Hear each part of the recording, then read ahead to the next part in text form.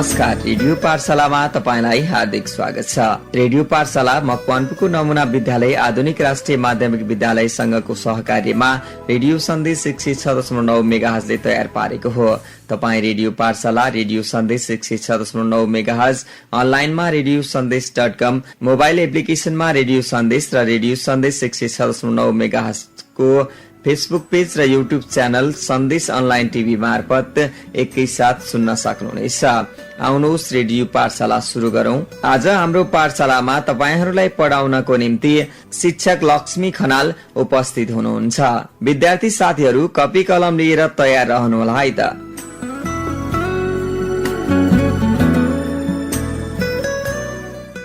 नमस्कार विद्यार्थी भाइ बहिनीहरू, म फेरि पनि आज उपस्थित भएको छु तिमीहरूकै सामाजिक शिक्षक लक्ष्मी खनाल। रेडियो सन्देश 106.9 मेगाहर्जबाट बिहान 10 बजेदेखि 11 बजेसम्म प्रसारण भइरहेको रेडियो पाठशालामा आज पनि तिमीहरूलाई स्वागत छ।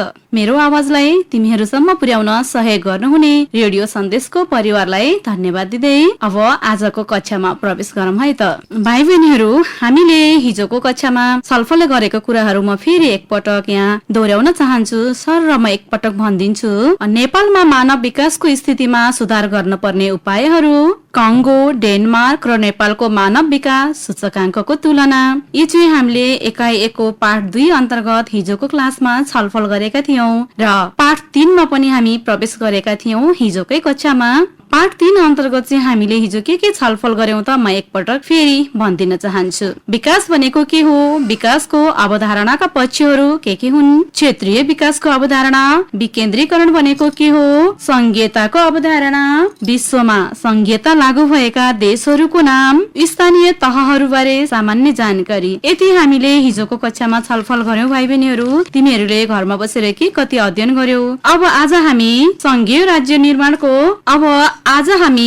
राज्य निर्माणको बारेमा केही जानकारी, अर्थात विश्वका केही देशहरूको संघीयताको प्रकार बारे जानकारी, नेपालको संघीयता सम्बन्धी संवैधानिक प्रावधान, संघीय लोकतान्त्रिक गणतन्त्रात्मक मुलुक भनेको के हो भन्ने विषयमा छलफल, नेपालमा संघीय संरचनाको क्रममा लिएका आधारहरू के हुन्, हालसम्म नामाकरण भएका प्रदेशहरूको नाम र राजधानीको नाम, संघीयताका फाइदाहरू, संघीयताका बेफाइदाहरू, संघ, प्रदेश, स्थानीय तह र नागरिक समाजको भूमिका तथा अधिकारहरू आदि विषयवस्तुमा हामी आज छलफल गर्नेछौँ। पक्कै पनि तिमीहरू कपी कलमको साथ रेडियो अगाडि बसिसकेका छौ होला भाइ बहिनीहरू। यदि लिएको छैनौ भने पनि कपी र कलमको साथ र बुक पनि अगाडि लिएर रेडियो अगाडि बस है त। केही कुराहरू चाहिँ तिमीहरूले टिप्नु पर्ने हुन्छ, सबै कुरा सुनेर मात्रै बुझ्न सकिँदैन, कति कुरा चाहिँ लेख्नु पनि पर्छ, बिर्सिन सक्छ, फेरि हेर्नु पर्ने हुन्छ भाइ बहिनीहरू। त्यसैले केही कुरा टिप्नको लागि कपी कलम र बुक साथै लिएर बस।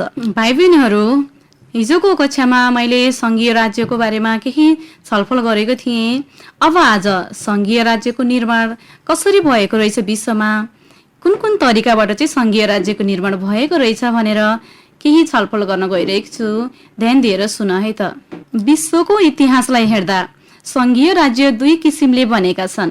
पहिलो, 2 वा सोभन्दा बढी सार्वभौम राज्यहरू मिलेर जुटेर एउटा सिङ्गो संघीय राज्य बन्छ। त्यस्ता राज्यहरूमा America, Switzerland, Australia, Germany, Russia, Malaysia आदि हुन्। यी राज्यहरू चाहिँ भाइ बहिनीहरू विभिन्न राज्य जुटेर बनेको संघीयता हो। जस्तै सबैभन्दा पहिला संघीयतामा गएको देश चाहिँ अमेरिका हो, आधुनिक संघीयतामा गएको देश। र अमेरिका सन् 1787 मा संघीयतामा प्रवेश गरेको हो भने स्विजरल्यान्ड सन् 1848, अस्ट्रेलिया सन् 1900, जर्मनी सन् 1919, रसिया सन् 1936, मलेसिया सन् 1957 मा संघीयतामा प्रवेश गरेका मुलुकहरू हुन्। त्यसपछि अर्को छ भाइ बहिनीहरू, दोस्रो, एउटा सिङ्गो राष्ट्र वा एकात्मक राज्य टुक्रिएर संघीय राज्य बन्दछ। अघि पहिलोमा चाहिँ के थियो भने धेरैवटा राज्य जुटेर अथवा मिलेर संघीय राज्य बनेको थियो। अमेरिका लगायत विभिन्न देशहरू बनेका थिए त्यसरी। र दोस्रोमा छ एउटा सिङ्गो राष्ट्र वा एकात्मक राज्य टुक्रिएर संघीय राज्य बन्छ। एकात्मक राज्यहरूबाट विभिन्न प्रान्तहरू छुट्टिन्छन् अनि केन्द्र र प्रान्तहरू बीच अधिकारको बाँडफाँड हुन्छ। यस्ता देशहरू चाहिँ क्यानाडा, ब्राजिल, नाइजेरिया टुक्रिनेबाट जोगाउन संहिता अपनाएका हुन्। ल हेर त भाइ बहिनीहरू, कुनै देश चाहिँ टुक्रा टुक्रा भएका देशहरू जुटेर पनि संहिता बन्दो रहेछ, कुनैमा चाहिँ सिङ्गो राष्ट्र टुक्रिएर पनि संहिता बन्दो रहेछ र यसरी यदि दुवै तरिकाबाट मिश्रित रूपमा पनि संहिता निर्माण हुन्छ भनेपछि मिश्रित रूपमा संहितामा प्रवेश गरेका देशहरू चाहिँ भारत र क्यानाडा छन्। भारत र क्यानाडा दुवै मिश्रित रूप हो। क्यानाडामा पहिले एकात्मकबाट ओन्टारियो र क्युबेकको निर्माण भयो र पछि अरू थपिए। भनेपछि भाइ बहिनीहरू संघीयता राज्यको निर्माणमा धेरै राज्यहरू टुक्रिएर पनि बन्दो रहेछ। त्यसपछि सिङ्गो देशहरू टुक्रा टुक्रा राज्यहरू मिलेर पनि संहिता बन्दो रहेछ र दुईवटै तरिकाबाट मिश्रित रूपमा पनि संहितामा प्रवेश गर्दा रहेछन्।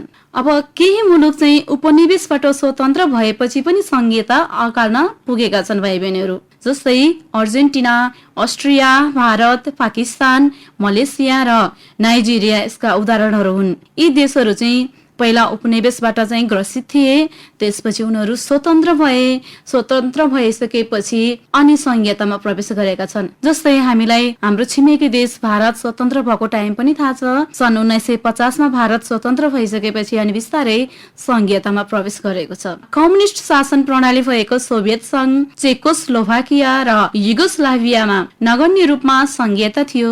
कम्युनिस्ट शासनको अन्त्यपछि यी असफल भए। दक्षिण अफ्रिका, इराक, सुडान, बोस्निया र लोकतान्त्रिक गणतन्त्र कङ्गो द्वन्द्वपछि संहितामा गएका मुलुक हुन्। अब जुनसुकै देशहरू फुटेर वा जुटेर जसरी संघीय राज्य बने पनि यसको उद्देश्य राष्ट्रको एकता, अखण्डता र सार्वभौम सत्ताको रक्षा गर्नु नै हो भाइ बहिनीहरू। पक्कै पनि हाम्रो देशको पनि उद्देश्य त्यही नै हो। जुटेर फुटेर जसरी भए पनि संघीय राज्य बनेपछि सबैको उद्देश्य चाहिँ एउटै हो। जसरी बने पनि उद्देश्य सबैको एउटै छ। अब धेरै ससाना राज्यहरू मिलेर एउटा सबल राज्यको सिर्जना हुन्छ, जुन खास गरी सुरक्षाकै दृष्टिबाट हुने गरेका छन्। एकात्मक राज्यमा समग्र भूगोल समेटिन नसक्दा, सबै क्षेत्रको खाँचो सम्बोधन गर्न नसक्दा पनि संघीय राज्यको निर्माण भएर अखण्डता संरक्षण गर्ने प्रयास गरिन्छ। अर्को कुरा, लोकतन्त्र बिना संघीयता फस्टाएका उदाहरण कहीँ पनि छैनन् भाइ बहिनीहरू। लोकतन्त्र हामीलाई थाहा छँदैछ, जनताले गर्ने शासन। जहाँ लोकतन्त्र छैन, जनताले शासन गर्न पाउँदैनन्, त्यस्तो ठाउँमा संघीयता कहीँ पनि टिकेका छैनन्। संघीयता भए पनि फेरि पछि एकात्मकमै फर्केको अवस्था पनि छ। अब भाइ बहिनीहरू, हाम्रो नेपालमा चाहिँ संवैधानिक प्रावधान के छ संघीयता सम्बन्धी भन्ने कुराहरूमा पनि केही छलफल गर्न गइरहेको छु म। नेपाल पनि अहिले संघीयतामा गइसकेको छ भाइ बहिनीहरू। नेपालमा पनि एकात्मक शासन प्रणाली थियो, केन्द्रद्वारा सञ्चालित हुन्थ्यो र अहिले संघीयतामा गइसकेको छ। अब नेपालमा संघीयता सम्बन्धी संवैधानिक प्रावधानहरू के छन् त, यसको बारेमा केही छलफल गरौँ है त। नेपालको संविधान 2072 ले नेपालको शासकीय प्रणालीमा आधारभूत परिवर्तनको परिकल्पना गरेको छ। शताब्दीौंदेखिको केन्द्रीकृत शासन विकेन्द्रीकृत संघीय ढाँचामा रूपान्तरित भएको छ भाइ बहिनीहरू। शताब्दीौं कालदेखिको जुन केन्द्रीकृत शासन थियो त्यो चाहिँ विकेन्द्रीकृत संघीय ढाँचामा रूपान्तरित भइसकेको छ। नेपालको शासकीय परम्परामा यो युगान्तकारी राजनैतिक र प्रशासनिक रूपान्तरण हो। यति ठूलो परिवर्तन अहिलेसम्म भएको थिएन। यो एकदमै युगान्तकारी र राजनैतिक तथा प्रशासनिक रूपान्तरण हो भाइ बहिनीहरू। संविधानले संघ, प्रदेश र स्थानीय तह सहित 3 तहको सरकारको व्यवस्था गरेको छ। यी 3 तहका सरकारको एकल र साझा अधिकारको सूची पनि संविधानले नै तोकेको छ। जस्तै तिमीहरूलाई पनि थाहा छँदैछ भाइ बहिनीहरू, हाम्रो देशमा अहिले संघीय सरकार, प्रदेश सरकार र स्थानीय सरकार गरी 3 तहको सरकारको व्यवस्था छ र यी 3 तहका सरकारको आफ्ना आफ्ना अधिकारहरू छन् र 3 तहका सरकारले गर्न मिल्ने साझा अधिकारका सूचीहरू पनि छन्। ती सूचीहरू चाहिँ संविधानको अनुसूची 5 मा संघको 35 अधिकारको सूची, अनुसूची 6 मा प्रदेशको 21 अधिकारको सूची र त्यस्तै अनुसूची 8 मा स्थानीय तहको 22 अधिकारको सूची रहेको छ। मैले अस्तिको क्लासमा पनि तिमीहरूसँग भनेको थिएँ, नेपालमा पनि संघीय सरकारको धेरै अधिकारहरू हुन्छ र प्रदेश सरकारको र स्थानीय सरकारको केही कम अधिकार हुन्छ भनेको थिए भाइ बहिनीहरू। त्यस्तै ल सुन त, संविधानको अनुसूची 5 मा संघका 35 वटा अधिकार रहेछ, प्रदेशको 21 वटा अधिकार रहेछ र स्थानीय तहको 22 वटा अधिकारको सूची रहेछ। भाइ बहिनीहरू, यो संविधानको बारेमा मैले कुरा गर्दैछु, तिमीहरूले पनि संविधानको बुक किनेको छौ होला, तिमीहरूले 8 मा 9 मा पनि कसैले किनेको मैले थाहा पाएको छु। र संविधानको बुक चाहिँ हामी सबैलाई सधैँको लागि आवश्यक पर्ने हुनाले तिमीहरूले एउटा किनेर राख्नै पर्छ। नेपालको संविधान 72 अहिलेको नयाँ संविधान सबैले किनेर राख्नुपर्छ। त्यसबाट हामीले धेरै कुराहरू पढ्छौँ, धेरै कुराहरू जानकारी लिन सक्छौँ। जस्तै अहिले मैले संघको, प्रदेशको र स्थानीय तहको अधिकारको कुरा गरे, ती सबै कुरा चाहिँ संविधानको बुकमै छ। त्यो सबै कुरा तिमीहरूले त्यहीबाट हेर्न सक्छौ। र यहाँ मैले थोरै कुराहरू ल्याएको छु, अधिकारहरू, धेरै कुराहरू जानकारी हासिल गर्नु परेमा तिमीहरूले त्यही संविधानबाटै हेरेर जानकारी लिन सक्छौ। अब तिमीहरूले नकिनेको भए पनि पक्कै पनि अब संविधान चाहिँ एउटा किनेर घरमा राख्नेछौ है, मलाई विश्वास छ। अब यसरी प्रत्येक तहका एकल र साझा अधिकारका माध्यमद्वारा स्वशासन र साझा शासनको व्यवस्था संविधानले गरेको छ। ल हेर, यहाँ स्वशासन भनेको छ, आफै शासन गर्न पाउने, आफै शासन गर्ने अधिकार र साझा शासन, सबैजना मिलेर शासन गर्ने व्यवस्था चाहिँ त्यही संविधानले नै गरेको छ। मन्त्री परिषदले संघ, प्रदेश र स्थानीय तहको एकल तथा साझा अधिकार सूचीको विस्तृतीकरण गरेको छ। यद्यपि धेरै अन्यल र अस्पष्टताहरू अझै बाँकी छन्। नेपालको संविधान 2072 अनुसार नेपाललाई 7 वटा प्रदेशमा विभाजन गरिएको छ। यो कुरा त तिमीहरू सबैलाई अवगतै छ। यी 7 वटा प्रदेशहरू कसरी निर्माण भएका छन् त? कुन प्रदेशमा कुन जिल्ला समावेश छन्? प्रत्येकको क्षेत्रफल कति छ? जनसंख्या तथा अन्य विशेषताहरू, यी सबै कुरा हामीले पाठ 4 मा एकै पाठ 4 मा अध्ययन गर्ने नै छौं। त्यसको बारेमा धेरै कुराहरू हामीले अध्ययन गर्छौं, सबै प्रदेशहरूको बारेमा। नेपालको क्षेत्रीय विकासको अवधारणा र संघीय विकासको अवधारणालाई बुझ्न पुरानो र नयाँ नक्सा तथा एटलस पनि हेर्न सकिन्छ। मैले हिजोको क्लासमा पनि तिमीहरूलाई भनेको थिएँ भाइ बहिनीहरू, तिमीहरूले पुरानो एटलस हेर्न सक्छौ, नयाँ एटलस हेर्न सक्छौ। त्यसपछि त्यहाँबाट पनि तिमीहरूले धेरै जानकारी लिन सक्छौ र संविधानबाट पनि धेरै जानकारी लिन सक्छौ। अब पक्कै पनि तिमीहरूले एटलस, पुरानो, नयाँ र संविधानको अध्ययन गर्ने नै छौ। अब भाइ बहिनीहरू, हामीले यसमा अब तिमीहरूको क्रियाकलापमा संघीय, लोकतान्त्रिक, गणतन्त्रात्मक मुलुक भनेको के हो भन्ने कुराहरू पनि छ। बुकमा संघीयता के हो, लोकतन्त्र के हो र गणतन्त्र के हो भन्ने कुराहरू तिमीहरूको बुकमा छ र त्यसको बारेमा पनि म छोटकरीमा तिमीहरूलाई यहाँ बताउन गइरहेको छु। संघीयता के हो त? संघीयता ल सुन है त, विकेन्द्रीकरणको सिद्धान्त अनुसार देशलाई विभिन्न प्रदेश र स्थानीय तहहरूमा विभाजन गरी शासन सञ्चालन गर्ने तरिकालाई संघीयता भनिन्छ। फेरि सुन, विकेन्द्रीकरणको सिद्धान्त अनुसार देशलाई विभिन्न प्रदेश र स्थानीय तहहरूमा विभाजन गरी शासन सञ्चालन गर्ने तरिकालाई संघीयता भनिन्छ। तिमीहरूलाई मैले यो पहिला पनि भनिसकेको छु, विकेन्द्रीकरण भनेको के हो भनेर हामीले हिजोको क्लासमा छलफल पनि गरिसकेका छौं भाइ बहिनीहरू।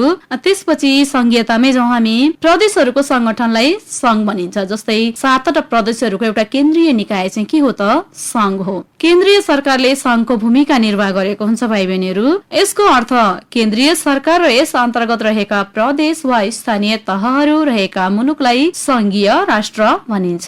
जस्तै केन्द्रीय सरकार हुन्छ एउटा, त्यसपछि त्यस अन्तर्गत रहेका प्रदेश हुन्छन्, विभिन्न स्थानीय निकायहरू हुन्छन्, हो त्यो सबै रहेको मुलुकलाई चाहिँ संघीय राष्ट्र भनेर भनिन्छ। अब छ भाइ बहिनीहरू लोकतन्त्र।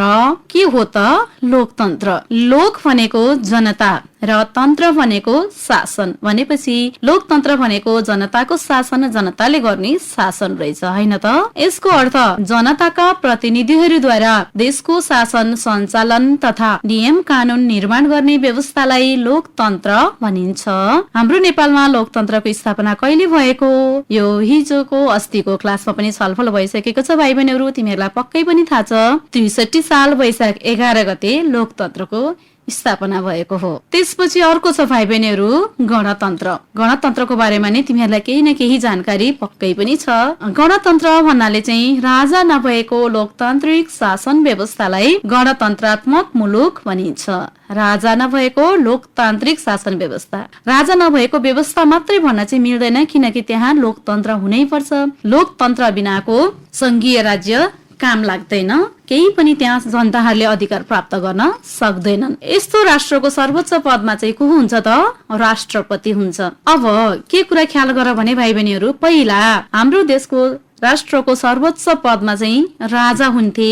राजाको न कुनै अवधि थियो पदमा रहने, त्यसपछि न राजा चाहिँ यति टाइम भयो अब उहाँको चाहिँ कार्यकाल सिद्धियो निस्किनु पर्छ भन्ने केही थियो, न त एउटा राजा भइसकेपछि जनताहरू राजा बन्न पाउँथे, तिनै राजाका सन्ततिहरू मात्रै राजा हुन पाउँथे र राजाको मृत्यु नभइकन राजा चेन्ज हुने अवस्था पनि थिएन, परिवर्तन पनि हुँदैन थियो। भनेपछि एउटै व्यक्तिलाई एउटै वंशलाई सधैँभरि जिन्दगीभर उनीहरू बाँचुन्जेल चाहिँ देशको अथवा राष्ट्रको सर्वोच्च पदमा प्रमुख व्यक्ति बनाएर राख्नुपर्ने अवस्था थियो। हो त्यस्तै भयो भनेर त्यसको विरोध स्वरूप गणतन्त्रको स्थापना भएको हो। देशमा 62-63 सालमा भएको ठूलो आन्दोलनपछि देशमा गणतन्त्रको स्थापना भएको हो र अब चाहिँ राष्ट्रको सर्वोच्च पदमा को हुन्छ त? जनता नै हुन्छ। अनि कार्यकाल कति वर्ष हुन्छ?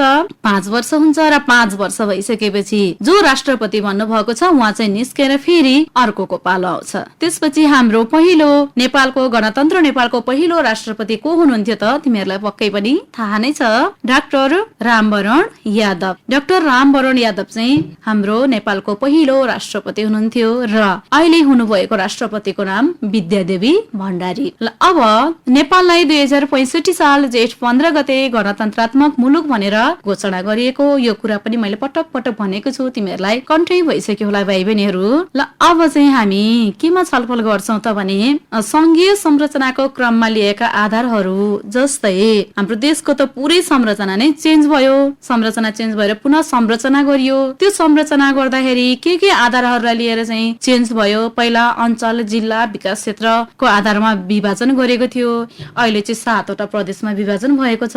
कुन आधारहरू लिएर चाहिँ यसरी विभाजन भएको छ भन्ने बारेमा अब हामी छलफल गर्छौं। जस्तै भौगोलिक क्षेत्रको आधार, भाइ बहिनीहरू म तिमीहरूलाई यो बुदागत रूपमा सर भनिदिन्छु, तिमीहरूले पक्कै पनि बुझ्ने नै छौ।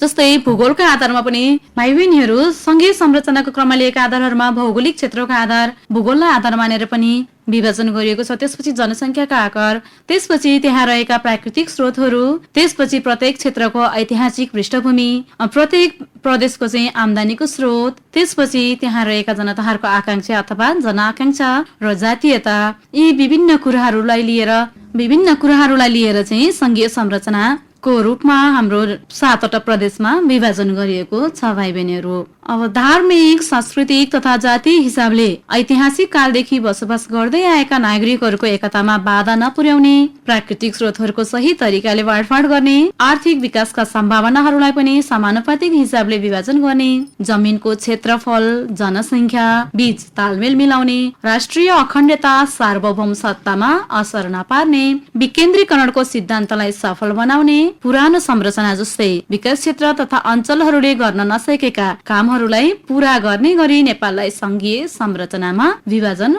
गरिएको हो। भाइ बहिनीहरू, अब तिमीहरूलाई संघीय संरचना क्रममा लिएका आधारहरू बारे पनि जानकारी भयो। त्यसपछि अब म तिमीहरूलाई जानकारी दिन खोजिरहेको छु नेपालका प्रदेशहरूको बारेमा सामान्य जानकारी। यसको बारेमा धेरै कुरा त हामीले पाठ 4 मा पढ्छौं, भोलिको क्लासमा पढ्ने नै छौं। अब हालसम्म नामाकरण भएका राजधानी अनि कायम भइसकेका प्रदेशका नामहरू म तिमीहरूलाई बताउन गइरहेको छु। नेपालमा जम्मा 7 वटा प्रदेश छन्। 7 वटै प्रदेश मध्ये 7 वटै प्रदेशको नामाकरण भइसकेको छैन, जम्मा 4 वटा प्रदेशको मात्रै नामाकरण भएको छ भाइ बहिनीहरू। त्यसपछि 5 वटा प्रदेशको चाहिँ राजधानी तोकिसकेको छ र अब बाँकी कुनको छ भनेर यहाँ तिमीहरूलाई म सर भनिदिन्छु, तिमीहरूले कपीमा टिप्दै पनि जानुपर्छ। प्रदेश नम्बर 1 नामाकरण गर्न बाँकी, प्रदेशको नामाकरण भएको छैन, राजधानी चाहिँ विराटनगर मोरङ तोकिसकेको छ। प्रदेश नम्बर 2 को नामाकरण पनि भएको छैन, राजधानी पनि तोकिएको छैन, दुवै कुरा बाँकी छ। प्रदेश नम्बर 3 को नाम बागमती, राजधानी हेटौडा। हामी सबैलाई थाहा हुन्छ, यो त हामी पनि यही प्रदेशमा बसोबास गर्ने हुनाले पक्कै पनि सबैलाई थाहा छ। त्यसपछि प्रदेश नम्बर 4 को नाम गण्डकी, राजधानी पोखरा। त्यसपछि भाइ बहिनीहरू प्रदेश नम्बर 5 को पनि नामाकरण र राजधानी दुवै तोक्न बाँकी छ। जस्तै प्रदेश नम्बर 2 को पनि बाँकी, 5 को पनि बाँकी, यी दुवै चाहिँ तराई मात्र भूभाग ओगट्ने प्रदेशहरू हुन्। यी दुवैको बाँकी छ, तिमीहरूलाई अलिकति याद गर्न पनि सजिलो हुन्छ। तराई मात्र पर्ने भूभागहरू प्रदेश नम्बर 2 मा र प्रदेश नम्बर 5 मा छन्। यी दुईटाको चाहिँ बाँकी रहेछ भनेर तिमीहरूलाई याद गर्न पनि अलिकति सजिलो हुन्छ। त्यसपछि 6 नम्बर प्रदेशको नाम कर्णाली र राजधानी सुर्खेत। त्यसपछि 7 नम्बर प्रदेशको नाम सुदूरपश्चिम र राजधानी गोदावरी कैलाली। भनेपछि बागमती प्रदेश, गण्डकी प्रदेश, कर्णाली प्रदेश, सुदूरपश्चिम प्रदेश, 4 वटा प्रदेशहरूको नामाकरण भइसक्यो। बागमतीको राजधानी हेटौडा, गण्डकीको राजधानी पोखरा, कर्णालीको राजधानी सुर्खेत र सुदूरपश्चिमको राजधानी गोदावरी कैलाली। र यसबारे पनि तिमीहरूलाई सामान्य जानकारी भयो। अझै धेरै कुरा हामी भोलिको कक्षामा पढ्नेछौँ। अब भाइ बहिनीहरू, हाम्रो देश संहितामा गइसकेको छ, हामीलाई थाहा छ। अब संहितामा जानुका फाइदाहरू के छन्, के फाइदाहरू छन् भनेर मैले यहाँ 4-5 वटा फाइदाहरू चाहिँ तिमीहरूलाई बताउँछु। फाइदाहरू धेरै छन्, तिमीहरूको बुकमा पनि छ। त्यसपछि तिमीहरूले त्यहाँबाट खोजेर लेख्न पनि सक्छौ। म यहाँ 4-5 वटा चाहिँ तिमीहरूलाई सर भनिदिन्छु, सुन। संहिताका फाइदाहरूमा देशको समानुपातिक विकासमा सहयोग पुग्छ। जस्तै देशको सबै क्षेत्रको, सबै प्रदेशको बराबरी विकास गर्नमा सहयोग पुग्छ। विकास निर्माणका कार्यहरूमा प्रदेशहरू बीच प्रतिस्पर्धा बढ्छ। जस्तै एउटा प्रदेश र अर्को प्रदेश बीच कसको चाहिँ राम्रो विकास हुने भन्ने कुराहरूमा प्रतिस्पर्धा बढेर नै प्रदेशको विकासमा राम्रो सम्भावना हुन्छ। विकासका लागि जनसहभागिता जुटाउन सजिलो हुन्छ। पक्कै पनि मेरो काम, हाम्रो काम हामीले नै गर्नुपर्छ, अरूले गर्दैनन् भनेर केन्द्रबाट नै प्रदेशलाई जिम्मा दिइसकेपछि जनसहभागिता पक्कै पनि जुट्छ हरेक क्षेत्रमा। र प्राकृतिक साधन स्रोतहरूको पनि सही उपयोग हुन्छ।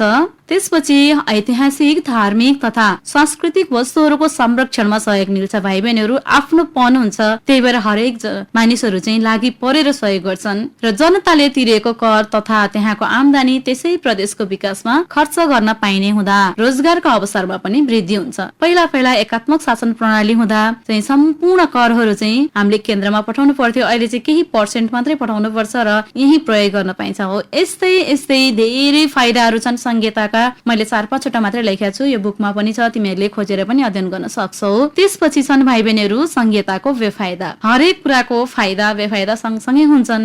फाइदा बढी हुन्छ, कुनैको बेफाइदा बढी हुन्छ।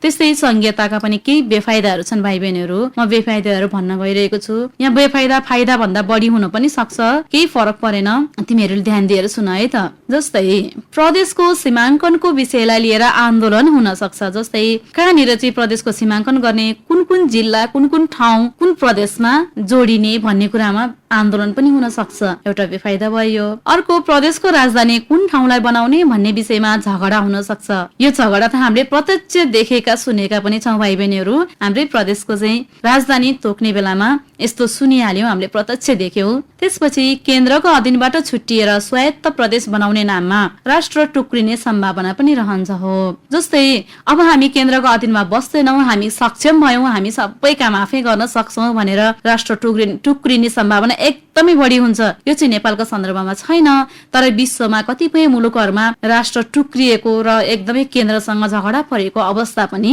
छ। प्रत्येक प्रदेशमा हिमाल, पहाड र तराईको धरातल समानुपातिक रूपमा नपरेको हुँदा आर्थिक विकासमा बाधा पनि हुन सक्छ। हाम्रो नेपालको कुरा गर्दा पनि प्रत्येक प्रदेशमा हिमाल, पहाड र तराई समावेश छैनन्। मैले अघि पनि भने प्रदेश नम्बर 2 र प्रदेश नम्बर 5 चाहिँ तराईमा पर्दछन् भाइ बहिनीहरू, त्यहाँ हिमाल, पहाडहरू छैनन्। त्यसपछि अर्को छ, भन्सारको आमदानी केन्द्रीय सरकारको अधीनमा हुन्छ भनिए तापनि मुख्य नाका रहेका प्रदेशहरूले त्यसमा दाबी गर्न सक्छन्। हो, यो एउटा कुरा। जस्तै प्रदेश नम्बर 2 को अथवा नेपालका सबैभन्दा ठुलो भन्सार भनेको वीरगञ्ज नाका छ भाइ बहिनीहरू। हो, त्यसको चाहिँ सम्पूर्ण अधिकार केन्द्रीय सरकारको अधीनमा हुन्छ र प्रदेश नम्बर 2 ले चाहिँ यो चाहिँ हामीलाई पनि अधिकार दिनुपर्छ, किनकि हाम्रो प्रदेशमा रहेको छ यो नाका भनेर झगडा पनि गर्न सक्छन् र दाबी पनि गर्न सक्छन्। यस्तो पनि समस्या हुन सक्छ, तर हाम्रो नेपालमा चाहिँ अहिलेसम्म यस्तो समस्या भएको चाहिँ छैन है भाइ बहिनीहरू। अर्को छ, ठूला आयोजना र 2 प्रदेशहरू बीचमा रहेका प्राकृतिक स्रोतहरूको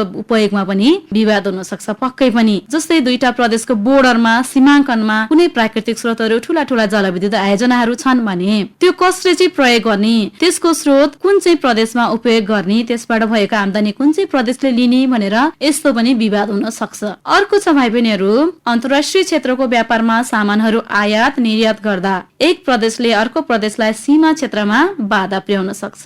जस्तै एउटा प्रदेशबाट अर्को प्रदेशमा आवत जावत गर्ने समयमा अथवा अन्तर्राष्ट्रिय क्षेत्रमा अर्को देशमा जानु पर्यो भने एउटा प्रदेशको मान्छे अर्को प्रदेशबाट चाहिँ जानु पर्यो भने त्यसमा पनि बाधा उत्पन्न गराउन पनि सक्छ। सम्भवतः हाम्रो नेपालमा यस्तो नहोला। वैदेशिक हस्तक्षेपद्वारा प्रदेशहरूलाई उचाल्ने, पछार्ने, प्रदेश फुटाउने र आन्दोलन गर्ने खेलहरू पनि अझ बढ्न सक्छन्। यस्तो नेपालको सन्दर्भमा नभए पनि विश्वमा धेरै छन् भाइ बहिनीहरू। वैदेशिक हस्तक्षेप गर्ने, पत्र पत्रिकाहरूले झुटा समाचारहरू लेखिदिने, यस्ता धेरै कुराहरू भएर चाहिँ उचाल्ने, पछार्ने, आन्दोलन गराउने, झगडा गराउने कार्यहरू पनि हुन सक्छन्। हामीले कक्षा 10 मै पछाडि विश्वयुद्ध पढ्नुपर्छ। विश्वयुद्धको पनि एउटा कारण त्यही हो। प्रथम विश्वयुद्धमा विभिन्न पत्र पत्रिकाहरूले चाहिँ झुटो समाचारहरू छापेर एउटा देश र अर्को देश बीच मनमुटाव गराइदिएको अवस्थाहरू धेरै छन्। अब भाइ बहिनीहरू, संघ, प्रदेश, स्थानीय तह र नागरिक समाजका भूमिका तथा अधिकारहरू भन्ने कुराहरू बारे छलफल गर्यौं। यो तिमीहरूको क्वेशन छ बुकमा, म छोटकरीमा भनिदिन चाहन्छु। संघ, प्रदेश र स्थानीय तह यो सबैको अधिकारहरू अघि पनि मैले भनेको थिएँ। सबैको कति कतिवटा अधिकार छ, अनुसूची कुनमा छ भनेर, र म यहाँ सर र केही भनिदिन्छु, केही कुराहरू भनिदिन्छु, 4-5 वटा। यो सबै कुरा संविधानमा छ, तिमीहरूले बुकमा पनि केही भेट्न सक्छौ। खोजी गर, आफैले खोजेर लेखेको चाहिँ अझ पक्का हुन्छ, बिर्सिदैन, तिमीहरूलाई याद हुन्छ। आफैले लेखेको कुरा कहिले पनि बिर्सिदैन। अरूले लेखेको कुरा याद गर्नुभन्दा आफै खोजेर लेखेको कुरा चाहिँ दिगो हुन्छ भाइ बहिनीहरू। म यहाँ 4-5 वटा मात्रै अधिकारहरू भनिदिन्छु, अरू खोजी गर्ने काम चाहिँ तिमीहरूको। अब संघको अधिकारहरू भनिदिन्छु म भाइ बहिनीहरू। सीमा सुरक्षा, सीमाको सुरक्षा गर्ने, देशको सीमाको है, प्रदेशको होइन। त्यसपछि आर्थिक र मौद्रिक नीति निर्माण गर्ने, यस्तो अधिकार पनि संघमै हुन्छ। त्यसपछि सेना परिचालन गर्ने अधिकार हुन्छ। त्यसपछि वैदेशिक मामिलामा काम गर्ने अधिकार हुन्छ। र राज्य अथवा प्रदेश सरकारलाई नियन्त्रण र निर्देशन गर्ने अधिकार पनि कसको हुँदो रहेछ त? संघकै हुँदो रहेछ। त्यस्तै अब प्रदेशको अधिकारहरू के छन् त? सुन है त। आन्तरिक प्रशासन सञ्चालन गर्ने, आफ्नै क्षेत्रभित्रको अथवा प्रदेशभित्रको आन्तरिक सुरक्षाको व्यवस्था मिलाउने, विकास निर्माणको नीति बनाउने, राज्य अथवा प्रदेशको कानून निर्माण गर्ने, मातहतका भन्नाले आफूभन्दा तल्ला स्तरका स्थानीय तहहरूको उचित परिचालन, नियन्त्रण र निर्देशन तथा रेखदेख गर्ने काम पनि प्रदेशको हुँदो रहेछ। त्यसपछि अब स्थानीय तहको काम छ भाइ बहिनीहरू। स्थानीय तहहरूको अधिकार चाहिँ के रहेछ त? विकास निर्माणका लागि जनसहभागिता जुटाउने, स्थानीय स्तरमा सञ्चालित विकास आयोजनाहरूको रेखदेख र नियन्त्रण गर्ने, सरकारी कार्यालयहरूबाट जनतालाई चाँडो र सजिलो तरिकाले सेवा प्रदान गराउने, सुशासन र शान्ति सुरक्षालाई महत्त्व दिएर प्रदेश तथा संघको निर्देशन पालना गर्ने, सामाजिक न्याय कायम हुने गरी स्थानीय जनतालाई सेवा सुविधा उपलब्ध गराउने। पक्कै पनि स्थानीय तह भइसकेपछि, स्थानीय सरकार भइसकेपछि हामीलाई धेरै सहज पनि भएको छ। हरेक क्षेत्रमा सामाजिक न्यायको कुरामा, विकास निर्माणको कार्यमा हामी केन्द्रसम्म धाउनु पनि बाध्यता छैन भाइ बहिनीहरू। भनिन्छ नि सिंह दरबार घर घरमा आयो भनेर, त्यस्तै भएको छ। हामीलाई धेरै सहज भएको छ। यस्ता कार्यहरू स्थानीय तहबाट हुन्छन्। अब भाइ बहिनीहरू, संघीय सरकार, प्रदेश सरकार, स्थानीय सरकारहरूको अधिकार धेरै हुँदो रहेछन्। अनि उनीहरूले सबै काम गरिदिसकेपछि हामी चाहिँ चुप लागेर बस्ने हो त? पक्कै पनि होइन। हामी नागरिक समाजको अथवा नागरिकहरूको पनि धेरै अधिकार हुन सक्छ। त्यसपछि हाम्रो कर्तव्य पनि हो उहाँहरूलाई सहयोग गर्ने, ती सम्पूर्ण सरकारी निकायहरूमा सहयोग आदान प्रदान गर्ने, सहयोग गर्ने, त्यस्ता कार्यहरू हामी नागरिक समाजबाट हुनुपर्छ। अब म तिमीहरूलाई नागरिक समाजका अधिकारहरू के छन्, हामीले चाहिँ के चाहिँ गर्नुपर्छ त, हाम्रो कर्तव्य के हो भन्ने कुराहरू पनि भन्न चाहन्छु। हामी नागरिक समाजहरूको कर्तव्य चाहिँ के त? अब यसबारे छोटो छलफल गरौँ। संघीय सिद्धान्त र अभ्यासका विषयमा सुसूचित तथा सुपरिचित हुने। हामीले संघीय सिद्धान्त र अभ्यासका विषयमा सुसूचित हुने तथा सुपरिचित हुने। पक्कै पनि हामी नागरिक समाज संघीय सिद्धान्तहरू के कस्ता छन्, त्यसको अभ्यास के कस्तो भएको छ भन्ने हरेक विषयमा सुसूचित हुनुपर्छ, सुपरिचित हुनुपर्छ। त्यसको बारेमा हामीले अध्ययन गर्नुपर्छ। अर्को छ भाइ बहिनीहरू, मानव अधिकार तथा अन्य नागरिक अधिकारको सदुपयोग गर्ने। जस्तै मानव अधिकार, नागरिक अधिकारहरू हामीले धेरै अधिकार पाएको छौँ, त्यसको सदुपयोग गर्ने हामी नागरिक समाजको कर्तव्य पनि हो। सरकारमा सहभागी हुने वा सरकारका जनमुखी कार्यक्रममा सक्रिय सहभागिता जनाउनु पनि हाम्रो कर्तव्य हो भाइ बहिनीहरू। त्यसपछि दैनिक जीवन र पेशा व्यवसाय सरकारका नीति नियम र ऐन कानूनको पालना गर्ने पनि हाम्रो कर्तव्य हो। यदि कसैले पालना गरेको छैन भने पालना गर्नुपर्छ भनेर चेतना दिने विभिन्न चेतनामूलक कार्यक्रमहरू प्रसारण गर्ने पनि हाम्रो दायित्व हो। देशमा विद्यमान विकृति, विसङ्गति, अन्याय, अत्याचार जस्ता मानवता विरोधी र विकास विरोधी संस्कार तथा क्रियाकलापको विरोध गर्ने काम पनि हामी नागरिक समाजकै हो भाइ बहिनीहरू। जब नागरिक समाजले बोल्छ, विभिन्न विरोध गर्छ अनि मात्रै प्रदेश, त्यसपछि संघीय सरकार, स्थानीय सरकारहरूमा भाइ बहिनीहरू जब नागरिक समाज चेतनशील हुँदैन तब चेतनशील नभएसम्म अन्याय, अत्याचार, मानवता विरोधी विभिन्न क्रियाकलापहरू भइराख्छन्। हामीले नै हो विरोध गर्ने। हामी नागरिक समाज नै सचेत हुनुपर्छ र अरूलाई पनि सचेत गराउनुपर्छ। अब आजको कक्षा लगभग सकिनै आँटेको छ भाइ बहिनीहरू। हामीले एकाइ एकको पाठ 1,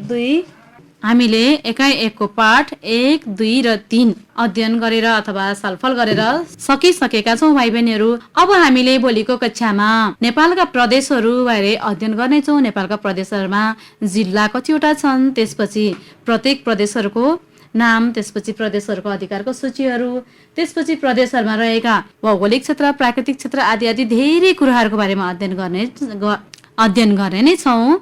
ल आजको कक्षाबाट म बिदा हुन चाहन्छु। धन्यवाद।